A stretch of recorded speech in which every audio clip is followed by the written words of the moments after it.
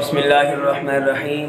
अस्सलामु अलैकुम वरहमतुल्लाहि वबरकातुहू। अज़ीज़ नाज़रीन सामीन, गुज़श्ता दर्स में हमने आप हज़रात को सजदे साहब के हवाले से चंद मालूमात अर्ज़ की थी और ये अर्ज़ किया था कि सजदे साहब जो है वो नमाज में वाजिबात के छूट जाने से लाज़िम आता है। तो आज मुनासिब समझा है कि आप हज़रात को मालूम होने चाहिए कि नमाज के फ़राइज़ क्या हैं, नमाज के वाजिबात क्या हैं। ज़ाहिर है जिस शख्स को मालूम ही नहीं है कि नमाज का फ़र्ज़ कौन सा अमल है और नमाज की सुन्नत कौन सा अमल है, यकीनन वो सजदे साहब के हवाले से वो मालूमात नहीं जान सकता कि सजदे साहब कब लाजिम होगा।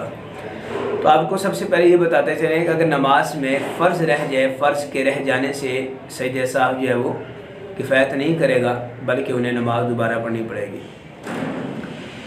तो आप हज़रात को हम भी ये बताना चाहते हैं कि सबसे पहले तो आप नमाज के फ़राइज़ सीखिए। मैं इंशाअल्लाह ताला आप हज़रात के सामने एक आहिस्ता आवाज़ में ठहर ठहर के अर्ज़ करूँगा ताकि आप ख़ुद भी याद फरमाएँ। अगर आप साहिब औलाद हैं, अगर बच्चे आपके थोड़े बड़े हैं, उन्हें भी नमाज के फ़राइज़ याद करवाइए। अगर आप कहीं उस्ताद हैं, टीचर हैं, अपने स्टूडेंट्स को नमाज के फ़राइज़ याद करवाइए। ये मोटी मोटी चीज़ें हमें आनी चाहिए और हमारी औलादों तक ये पैगाम पहुँचना चाहिए। दोस्त अहबाब तक ये पैगाम पहुँचाइए। और हम बारहा ये बता चुके हैं कि हमारी वीडियोस को पूरा देखा करें। पता नहीं लोगों के पास क्यों इतना टाइम, इतना वक्त नहीं है कि वो दीनी मालूमात को सही तौर पे हासिल कर सकें। तो हम तमाम अहबाब से गुजारिश करते हैं कि हमारा जो पैगाम होता है, हम हर चीज़ को बड़ी सोच समझ के साथ और बड़ी गौर फिक्र के साथ हम आपकी तरफ पैगाम पहुँचाते हैं। तो तमाम अहबाब से गुजारिश है हमारे पैगामात को ख़ुद भी सुना करें और पूरा सुना करें और दोस्त अहबाब तक भी हमारे पैगामात को शेयर किया करें। सबसे पहले तो मेरे भाइयों, नमाज के फ़राइज़ समाअत फरमाइए। नमाज के 7 फ़र्ज़ होते हैं। नमाज के फ़राइज़ कितने हैं? 7 फ़राइज़ हैं। सबसे पहला फ़र्ज़ है तकबीर तहरीमा, नंबर 2 क़ियाम, नंबर 3 क़िराअत, नंबर 4 रुकू, नंबर 5 सुजूद दोनों सजदे, और नंबर 6 आखिरी अत्तहियात, इसको कादा अखीरा भी कहते हैं और आसान लफ्ज़ों में अत्तहियात, आखिरी अत्तहियात। और 7वां फ़र्ज़ है खुरूज बेसुनई, यानी सलाम फेरना। तो मेरे भाइयों 7 नमाज के फ़राइज़ हैं। फिर सुनिए, तकबीर तहरीमा, क़ियाम, क़िराअत, रुकू, सुजूद, क़ादा अखीरा यानी आखिरी तहियात और सलाम। इसके साथ साथ आप हज़रात को वाजिबात में से 5 वाजिब आपको अर्ज़ कर देते हैं।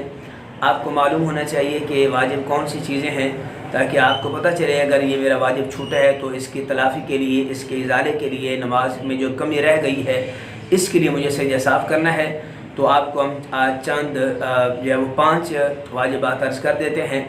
सबसे पहला जो वाजिब है वो है तकबीर तहरीमा के वक़्त अल्लाह अकबर का कहना वाजिब है। अगर किसी साहिब ने यूँ नमाज शुरू की और अल्लाह अकबर नहीं कहा, उसकी नमाज ही शुरू ना हुई। लिहाजा वो तकबीर तहरीमा जो है वो ये वाजिब है। अल्लाह जो तकबीर तहरीमा में अल्लाह अकबर है ये वाजिब है और तकबीर तहरीमा ये फ़र्ज़ है। तो अल्लाह अकबर का कहना वाजिब है। नंबर 2 दूसरा जो वाजिब है वो है सूरा फातिहा का पढ़ना।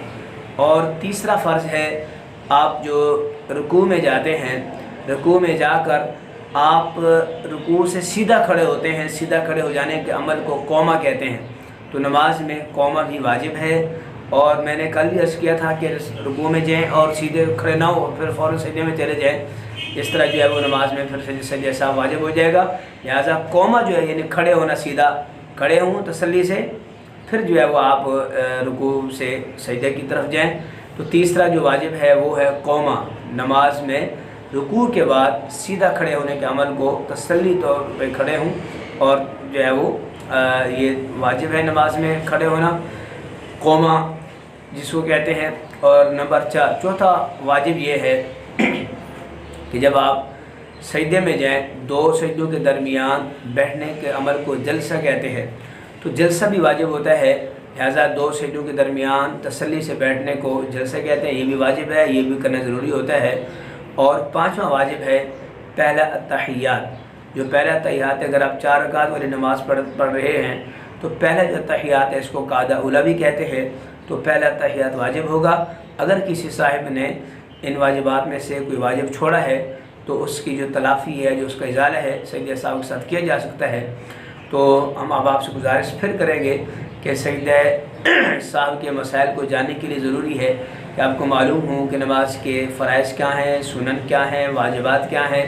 تو لہٰذا آپ پر لازم ہے کہ آج کے جو سبق ہے یا آج کے جو درس ہے کہ نماز کے فرائض 7 ہیں یہ سیکھیے، اور ساتھ جو ہم نے آپ کو واجبات عرض کیے ہیں یہ بھی آپ ذہن میں رکھیے۔ اللہ تبارک و تعالی ہم سب کو دین متین کی تعلیمات پہ صحیح معنی میں عمل کرنے کی توفیق عطا فرمائے۔ وما علیہ الا البلاغ۔